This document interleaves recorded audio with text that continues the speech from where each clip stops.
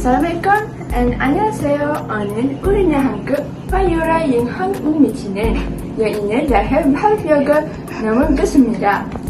Today I want to talk about South Korea is a country located in East Asia and its capital is Seoul. It's known as one of the most advanced, fastest growing economy in the world. It has transformed from a one-strong nation in the 1915 into a global economic powerhouse. The country is known for its strong industry base, advanced technology, and export-driven economy.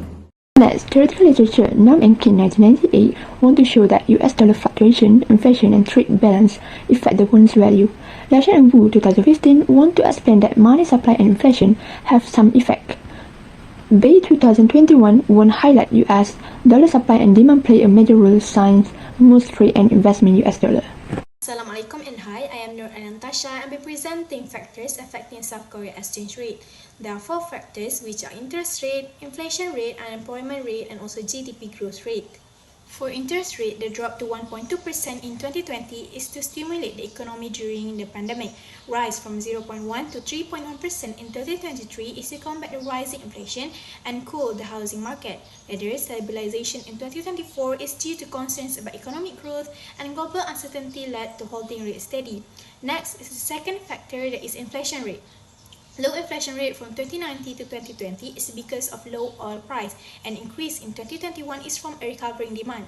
As for GDP, 2020 drop of GDP growth rate is because of the COVID-19 pandemic, and the 2021 rebound is the effect of recovery from the pandemic.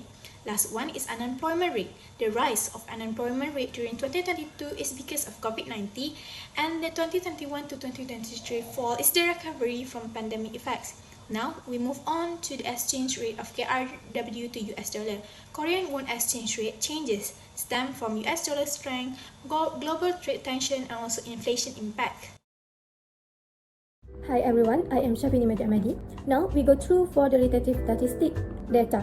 As you can see, the table shows the relative statistic from 2019 until 2024. This includes the 5 factors. Firstly, the interest rate fluctuates between 0.010 and 0.043 with a standard deviation of 0.015. Then, the inflation rate ranged from 0.038 to 0.0509, showing moderate variability with a standard deviation of 0.0182.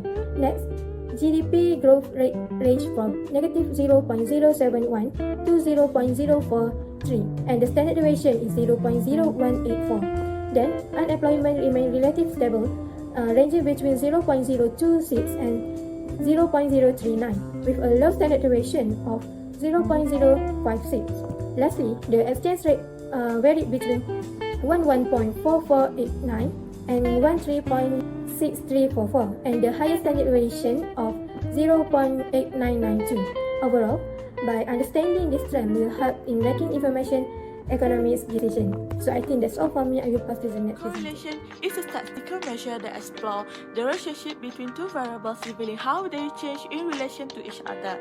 It's a tool for spotting patterns within database and understanding how variables move together. The correlation coefficient R is a value of -1 to +1. It indicates strong and direction of a linear relationship. Now let me explain the correlation analysis table. Table analysis, we can see that for exchange rate and interest rate, it shows positive correlation between them. For exchange rate and inflation rate, we can see that it has a strong positive relationship between them. For exchange rate and GDP growth rate, it shows that it has a weak negative correlation between GDP growth and exchange rate. For the last one is exchange rate and unemployment rate, it shows that it has a strong and weak negative correlation between two of them. When unemployment rate is increased, the exchange rate tends to decrease. Let's take a look at multiple regression. For the model summary, it examines how unemployment rate, GDP growth rate, interest rate, and inflation rate affect the binary variable. The R value of 0.958 indicates a strong relationship, and the R square of 0.918 more than 91.8% of the variance in the dependent variable is explained by this factor. However, the adjusted R-squared dropped to 0.519, suggesting that some predictors may not contribute significantly. Next is coefficient. The value of this statistic is suggesting that interest rate, inflation rate, GDP growth rate, and unemployment rate all have insignificant impact on exchange rate variability. The non-hypothesis is accepted. Now, we move to the next part, which is ANOVA. ANOVA will help us to determine our independent variable significantly impact the dependent variable. If the p-value is below 0.05, we can conclude that at least one parameter significantly affect the exchange rate. Our Gaussian sum of square 3.711 show the variation explained by our predictor, while the residual sum of square 0.332 represent unexplained variation. The total variation is 4.043. The F statistic is 2.795, but our p-value is 0.418, which is greater than 0.05. This suggests that the overall model is not significantly statically and does not strongly depend the exchange rate.